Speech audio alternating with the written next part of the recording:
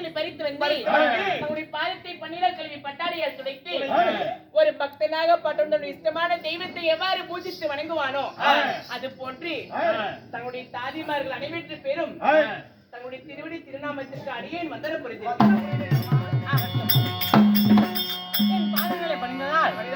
ஒரு குறைபாடும் இல்லாமல் நீங்கள் என்ன போல நீரோடி வாழ்வீர்கள். திட்டமே பாக்கியமாகட்டும். எதற்காக அழைத்தேன் தெரியுமா? என்னுடைய அருமை செல்வனாகிய அதாவது பால புலேந்தன் அழைத்து எங்கேயே விளையாட சென்றவனை காணவில்லை. நம்ம ஒரு விதியாக சென்று என் மகனை தேடலாம்.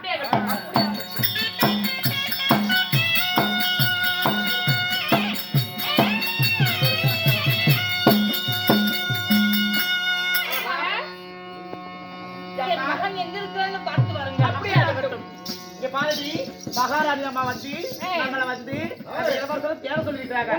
உண்மையா தேடி கொண்டு போய் அவர் கொண்டு போய் ஒப்படைச்சிடலாண்டி. ஆமா சரி போய் பார்க்கலாமா? பார்க்கலாமா? அப்படி ஆகட்டும். எங்கடி காணோம்? எங்கடி போயிட்டா அப்படி அவரே? ஐயோ எங்கடி போயிட்டா அப்படி? ஆளையே காணோம். இந்தாண்டா பார்க்கலாம். அடியே தாடி இருக்கிறாரு. மா மகாராணியை மட்டும் தெரிவிக்கலாம். ஐயோ வாடி. அம்மா மகாராணி அம்மா. அந்த புறத்தில் இருக்கின்றார் தன்னந்தனியாக. முகவாட்டத்தோடு இருக்கிறார். என்ன நடந்தது என்று தெரியவில்லை. அப்படியா? ஆமா இளவரசராகப்பட்டவர் முகவாட்டத்தோடு இருக்கிறார். பார்க்கலாம். புறப்படுப்பாங்க.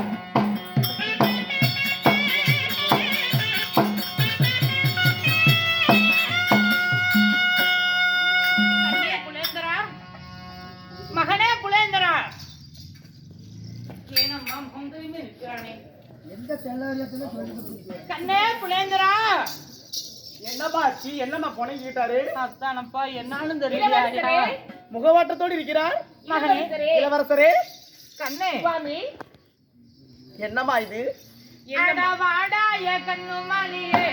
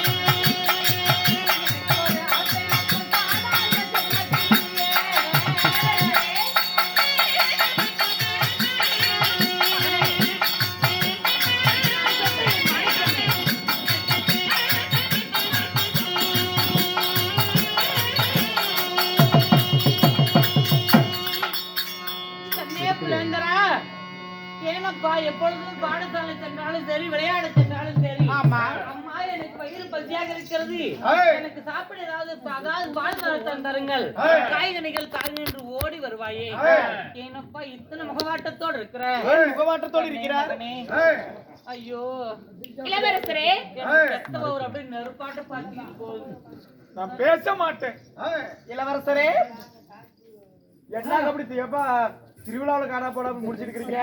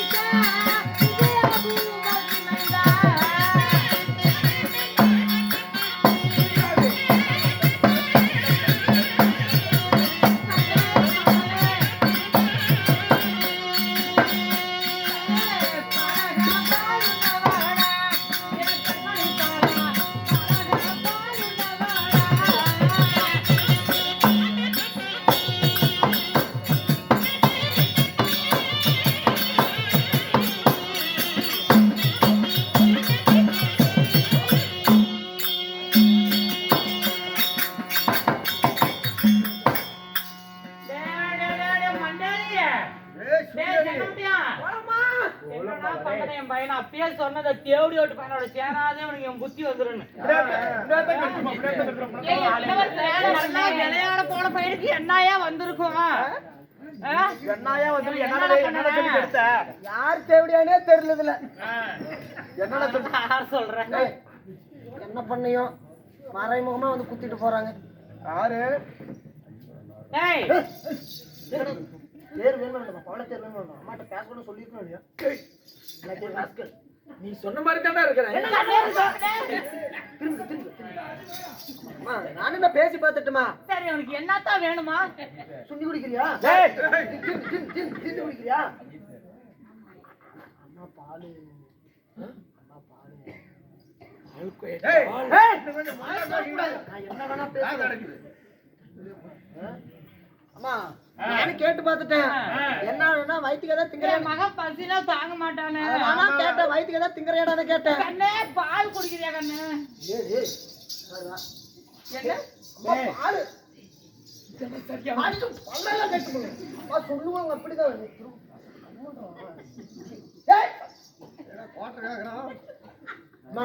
என்னடா என் பையனை மிரட்டுற? நான் மிரட்டேன்.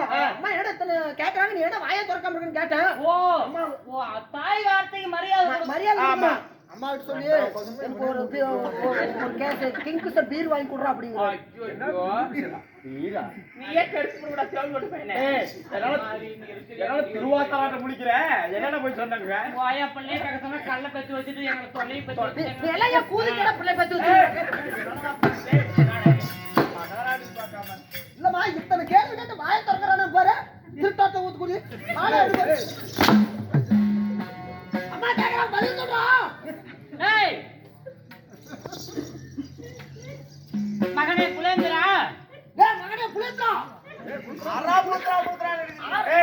டேய் எனக்கு இருப்பது வாழைகள் ஒரு குலை போல தாய்க்கு தலைப்பிள்ளை. அவன் என்ன கேட்டாலும் தரேன்னு சொல்லு. அவன் ஏதாவது காரணத்தோட தான் சாப்பிடாம இருக்கான். அப்படியே அவங்க அப்பனாட்டம். அம்மா இப்பதான் நம்ம வழிக்கு வந்திருக்காங்க.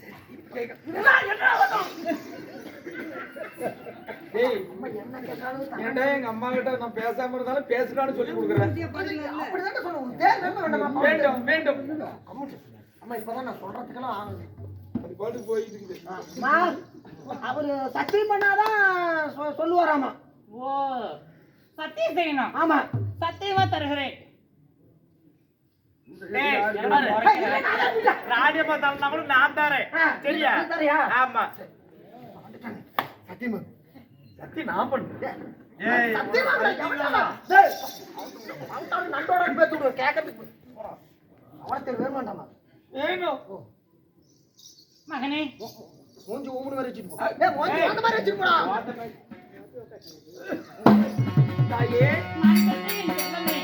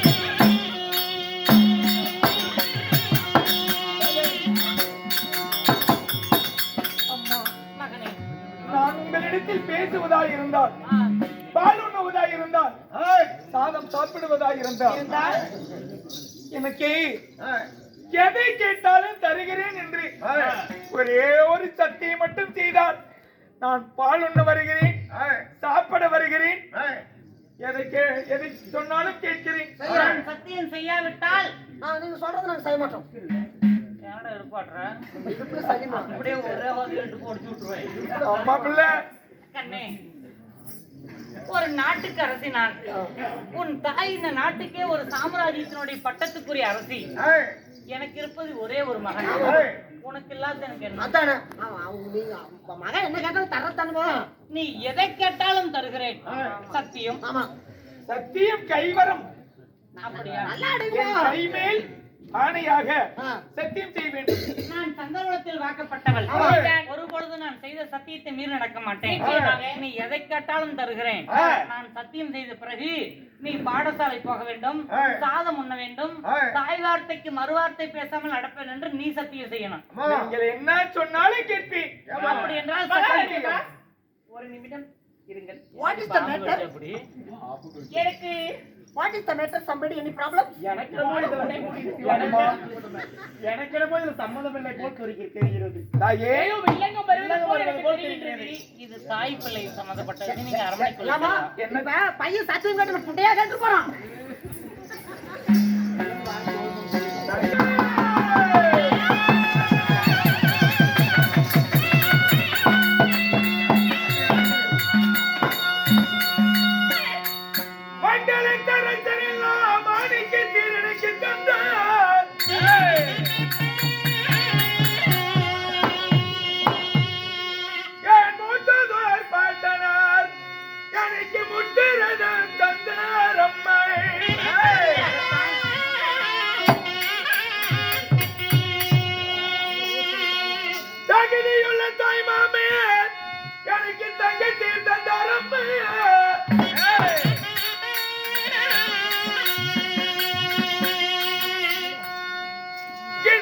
ரதங்களை விட சீருள்ள பவள ரத வேண்டும் அம்மா ஜனனையே.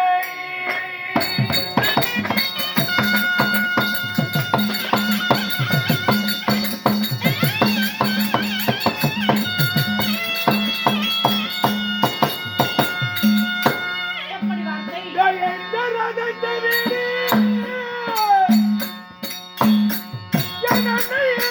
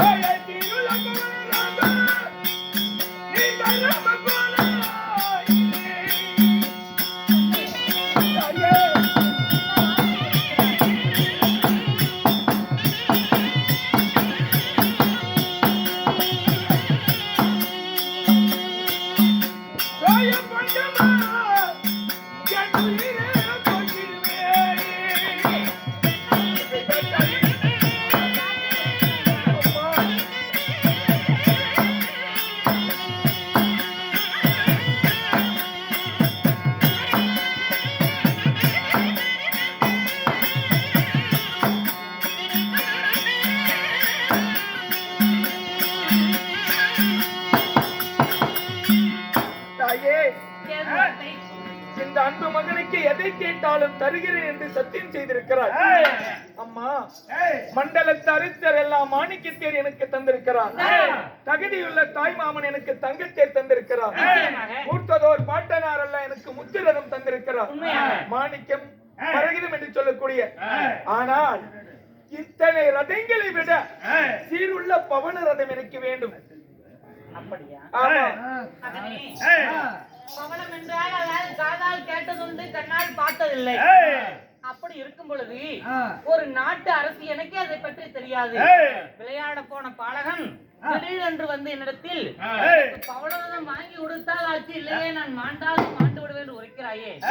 உனக்கு பவளரதம் எதற்காக இத்தனை அர்ஜென்டாக உனக்கு தேவைப்படுது? அப்படி நீங்க பவள ரதம் கொடுக்கவில்லை என்றால் பொங்கம்மா என்ற பாலகன் நான் பூமியிலே வாழாமல் என் உயிரை போக்கிக் கொள்வேன் தாயே, போக்கிக் கொள்வேன்.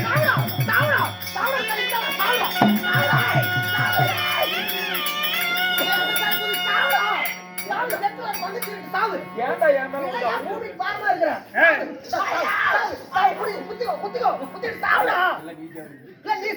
உண்டா? தாயே, என்னடா வேணும் உனக்கு?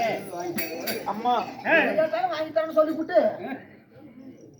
அசலாத்து பிள்ளைகளோடு தெருவிலை வீதியிலே ரதங்களேறி விளையாடிக் கொண்டிருந்தேன். ரதத்திலே நாங்கள் விளையாடும் போது அவர்கள் ஜெயித்து விட்டார்கள். ஜெயித்த பிறகு என்னை அதாவது கேவலமாக பேசினார்கள். அப்போது என் ரதத்தை அவர்கள் உடைத்து விட்டார்கள். உடைத்த பிறகு நான் என் தாய் கேட்டால் என்ன செய்வேன் என்று அவர்களிடத்தில் அழுது புலம்பினேன். அரமனைக்கு சென்றால் தாய் அடித்து விடுவாளே. சரி, அப்படி என்று அழுது புலம்பும் போது எதற்காக நீ அழுகின்றாய்? இது என்ன பெரிய பவள ரதமா உடைந்து விட்டது என்று அழுது கொண்டிருக்கிறாய் என்று சொன்னார்கள். அப்படி என்றால் முத்து ரதம், தங்க ரதம், வெள்ளி ரதம் இது போன்ற ரதங்களை விட அந்த பவள ரதம் தான் உலகத்தில் உயர்ந்ததா என்று கேட்டேன். அந்த பவளம் தான் உயர்ந்தது உலகத்தில் என்று சொன்னார்கள். அப்பொழுதே நான் சத்தியம் செய்தேன், 3 தினங்களுக்குள் 3 நாள் 6 பொழுதுக்குள்ளே இந்த வீதியில நான் பவளத்தேர் ஓட்டவில்லை என்றால் என் பெயர் விளையதன் அல்ல. அப்படி நான் ஓட்டாமல் போனால் நான் இதே இடத்தில் அக்கினி வேல் வீட்டு என் ஆயுதத்தால் தற்கொலை செய்து நான் மடிந்து விடுவேன் என்று சத்தியம் செய்திருக்கிறேன் தாயே. அதற்காகத்தான் பவளரதம் கேட்கிறாயா? அதனால்தான் எனக்கு பவள ரதம் கொடுத்தால் ஆச்சரி, இல்லை என்றால் பொங்கமாய் என் உயிரை போக்கிக் கொள்வேன். மகனே, தெரிந்தும் தெரியாமல் படிக்கு நானும் உன்னிடத்தில் சத்தியம் செய்து விட்டேன். அது நீ செய்த சத்தியமோ நம்ம சந்திரவளத்தில் பிறந்தவர்கள் சந்திரவளத்தில் வாக்கப்பட்டவள் உன் தாய்.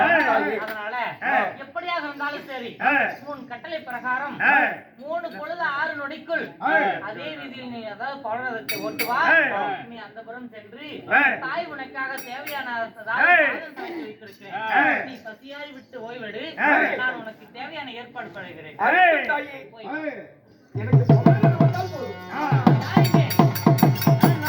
திருமலையாக இருந்தாலும் எனக்கு திருமணம் முடித்து என் மகனுக்கு 5 வருட காலங்கள் ஆகிவிட்டது.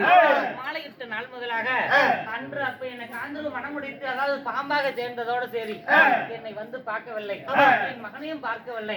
இருந்தாலும் இப்போ ஒரு இக்கட்டான சூழ்நிலை நேர்ந்து விட்டது. என் கணவர் அது சீக்கிரம் நான் இங்கு வர வைக்க வேண்டும். அதனால இன்னொரு வருஷத்துக்கு நான் கடிதம் எழுதணும். கடிதத்தை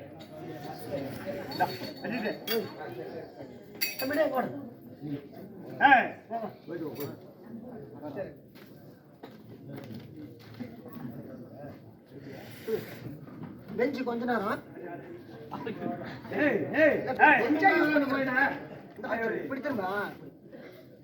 அம்மா ஸ்ரீ ராஜராஜ ஸ்ரீ ராஜகணம் வருதிய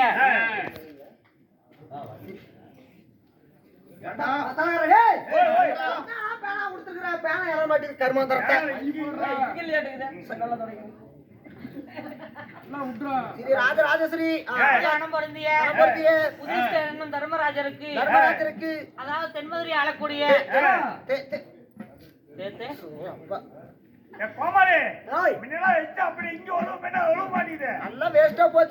தென்மதுரை ஆண்டு வரக்கூடிய அல்லி மகாராணி எழுதக்கூடிய கடிதம் என்னவென்றால் என் மகனாகப்பட்ட பாலபுலேந்திரன் பாடசாலை போய் வரும் வழியில் சூறாவளி காற்றிலே சிக்கி என் மகனுக்கு உயிர் வருவதும் போவதுமாக இருக்கிறது. இந்த கடிதத்தை கண்டவுடனே ஏதாவது மதுரைக்கு வர வேண்டும். விட்டால் அல்லி மகாராணியாகப்பட்டவர் இல்லாமல் இந்திர பிரசவத்து மேல் போர் தொடுப்பேன். போர் தொடுப்பேன். இப்படி தலைமகன் எழுதக்கூடிய கடிதம்.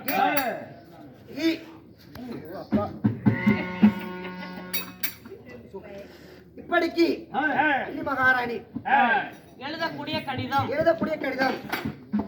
அம்மா உள்டா பேட்டான்னு சொல்றாடே மூதேவி. காலதாமதமாகிறது. இது உடனடியாக வாயுத இடத்தில் கொடுத்து இந்திரபுரத்தம் போய் வரணும். நான் நந்தபுரமாக இருக்கிறேன். என் கணவர் வந்தா என் அனுமதி இல்லாமல் உள்ள விடக்கூடாது.